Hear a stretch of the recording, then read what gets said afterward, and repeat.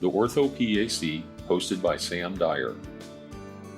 Welcome to the Ortho PAC, where we discuss up-to-date orthopedic topics for the busy clinician.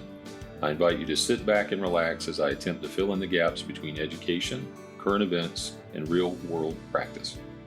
Welcome back, listeners. Tessa is a PA student at Northeastern University who comes on our podcast today as the second of our 2 scholarship winners for 2022. For those of you that aren't aware of our scholarship program, the PAOS has been awarding student scholarships since our inception. It's called the Susan Lindahl Memorial Scholarship Program. And it started off as one $500 scholarship a year, and we've grown it over the years to 2 $5,000 scholarships. Tessa, welcome to our podcast. Thanks for having me. Yeah, so we wanted to chat a little bit about your research and case study you presented to our scholarship committee, which was very good, by the way. So, what got you interested in orthopedics and even more specifically in meniscal implants? Yeah, so it was a little bit of being in the right place at the right time. I was working as a medical assistant at an orthopedic office, which happened to be a clinical site for an FDA-approved medial meniscal implant trial. And so the surgeon that I was working closely with, he was the PI, and he offered me the position of clinical research coordinator. And it was really through this position that I learned about the gap in care between meniscus resections and arthroplasty for symptomatic patients. And, the patients with the implants were doing really well. And at the same time, they were avoiding arthroplasty. So, since the menisci are complex structures and, their treatment can be challenging for patients and providers alike, I found this research to be really exciting and I wanted to be involved with it. Well, that gives us the background on how you came about the study. Can you tell us a little bit about meniscal function? When we talk about anatomy, what does it do and how does it protect the bony cartilage in the knee joint? The menisci function to absorb shock and distribute axial loads and provide stability in the knee. So when a person steps down, for example, the meniscus absorbs this stress and it dissipates the force across the joint. So they're really critical in the prevention of articular cartilage degeneration, and we see this highlighted after a resection. So if we look at this from a biomechanical standpoint, the contact pressures of the articular cartilage are increased and knee mechanics are going to be altered after a resection. So in the meniscus deficient knee, for example, especially in the setting of varus alignment, it's going to displace the weight-bearing axis medially, and it's going to concentrate the stresses to that medial compartment. And as a result, it's going to lead to progressive degenerative changes, pain, malalignment, decreased function that we see with these patients. Let's talk about your case study in the paper. You know what? I think what might be a fun thing to do is how about if you present your case to our listeners? Tell us the background on the patient, surgeries, and follow up data, that kind of thing. So the patient was a 40-year-old male, and he was working as a heavy machinery operator. He presented to our office with bilateral knee pain, left greater than right, and it was all isolated to the medial compartments. And his pain was really worsened when he was weight bearing or when he was, working, interfering with his job, really.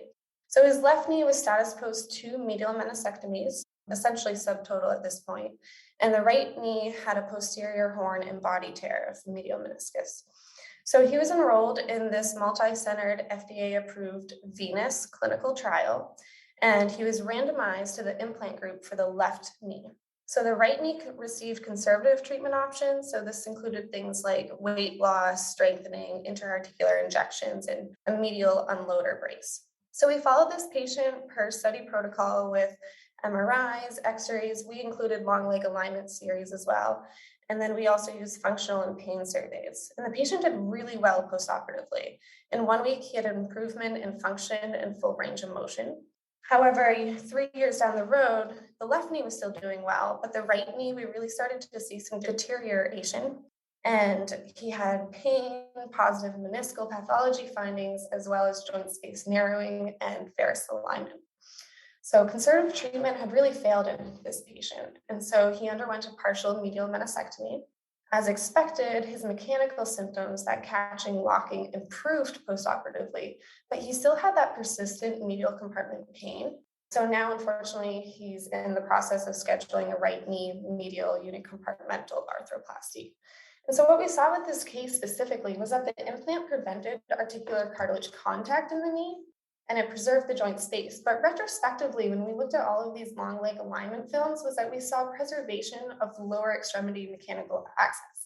So this was really interesting. The patient's left knee went from having a mildly varus alignment of 3.6 degrees to 1.2.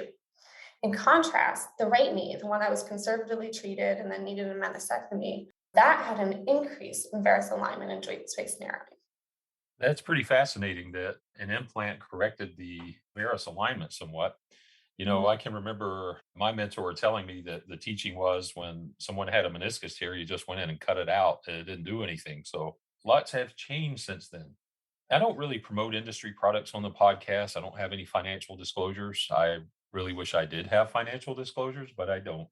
But the implant you described in your study was functioning well at 6 years post-op and actually had corrected that varus alignment somewhat. Can you tell us a little bit about that? The implant is called New Surface, and that's spelled NU Surface. It's owned by Active Implants. They have filed for FDA regulatory approval in the US, but it's not yet approved. But the implant is made from a medical grade plastic, and because of its design, it's really unique in that it doesn't require fixation. So that's pretty cool. But in this case specifically, the implant is definitely functioning well. It's doing a great job, as we've seen in prior studies, mimicking the normal meniscus. But specifically in this patient, he has full range of motion, function, and he's really happy with the implant. In fact, 6 years out, it's really his right knee that he's focused on. It's one that's limiting him and it's causing him pain. Very fascinating, very interesting. The last meniscal kind of implants that I've seen, other than the allografts, it was like this metal disc that went in and the thing's dislocated and it was Yeah. just a nightmare. They didn't last very long, I don't think, but that's been a while ago. I've seen those before. Yeah, I'm sure in research you probably saw some of that. I think we covered most of the things in your paper. Did we miss anything or anything you'd like to share with our listeners? I'd like to encourage pre-PAs and current students, practicing providers even, to get involved with research. I think the PA profession definitely has a role to play in this, and whether it's innovation and improving care to our patients. And just a quick thank you to Dr. Brian McKeon and Jason Rand for their guidance and involving me in this patient's care. Tessa, I wanted to tell you thanks again for coming on the podcast. And once again, congratulations, one of our 2 student scholarship winners this year. Thanks, Sam. I'm looking forward to it. If you're in Denver with us right now, please check out our poster projects, not only our scholarship winners, but also our research projects from other PAs. Stay tuned the week after the conference for part 2 of our skeletal traction interview with John Kodosky.